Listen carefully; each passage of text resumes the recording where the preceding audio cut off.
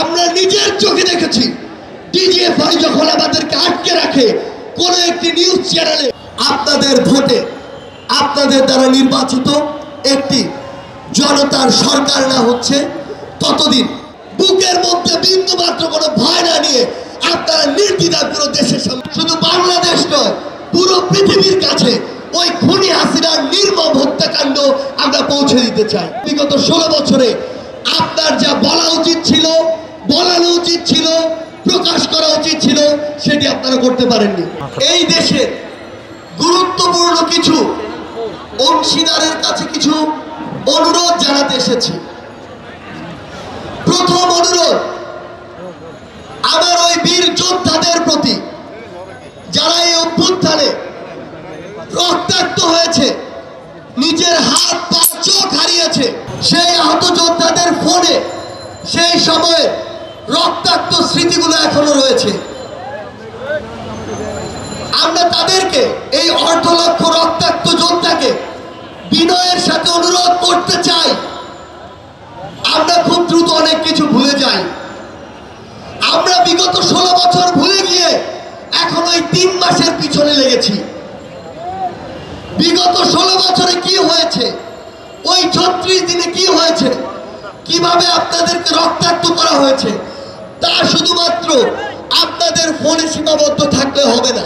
আপনারা যদি মনে করেন যে আপনাদের মাধ্যমে আপনাদের এই ঘটনাগুলো, এই ছবিগুলো আপনারা ছড়িয়ে দিতে পারছেন না, তাহলে আপনারা আপনাদের ঘটনাটি লিখুন, আপনারা আপনাদের ছবিগুলো আমাদেরকে পাঠান। আমাদের ফাউন্ডেশনের জুলাই শহীদ স্মৃতি ফাউন্ডেশন একটি অফিস রয়েছে, আমাদের অফিসিয়াল একটি ভেরিফাইড পেজ রয়েছে। আমরা এই স্মৃতিগুলো সংরক্ষণের ব্যবস্থা করব। এই যে রক্তাক্ত যে দগদগে দাগগুলো, রক্তের ফোঁটাগুলো, এগুলো পুরো পৃথিবীর সামনে আমরা নিয়ে আসতে চাই।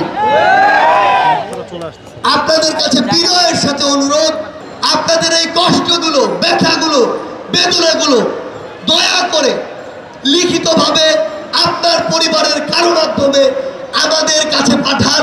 শুধু বাংলাদেশ নয় পুরো পৃথিবীর কাছে ওই খুনি হাসিনার নির্মম হত্যাকাণ্ড আমরা পৌঁছে দিতে চাই। আপনাদের প্রত্যেকেই এ বিষয়ে একমত হবেন। বিগত 16 বছরে আপনার যা বলা উচিত ছিল, বলানো উচিত ছিল, প্রকাশ করা উচিত ছিল, সেটি আপনারা করতে পারেননি।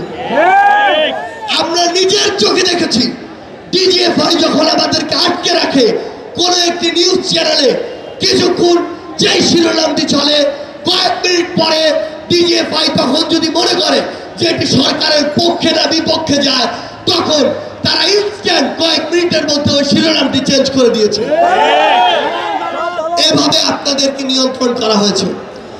আমরা চাই এই নতুন বাংলাদেশে বিগত 3 মাসে, ওই 36 দিনে, বিগত 16 বছরে যা হয়েছে অপকর্ম, সেগুলো সাহস নিয়ে, বুকের মধ্যে বিন্দু মাত্র কোনো ভয় না নিয়ে আপনারা নির্দ্বিধায় পুরো দেশের সামনে তুলে ধরবেন।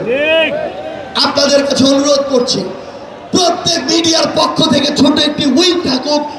আপনারা আমাদের ওই আহত ভাই বোনদের ঘরে যাবেন, আপনারা আমাদের ওই শহীদ ভাই বোনদের ঘরে যাবেন।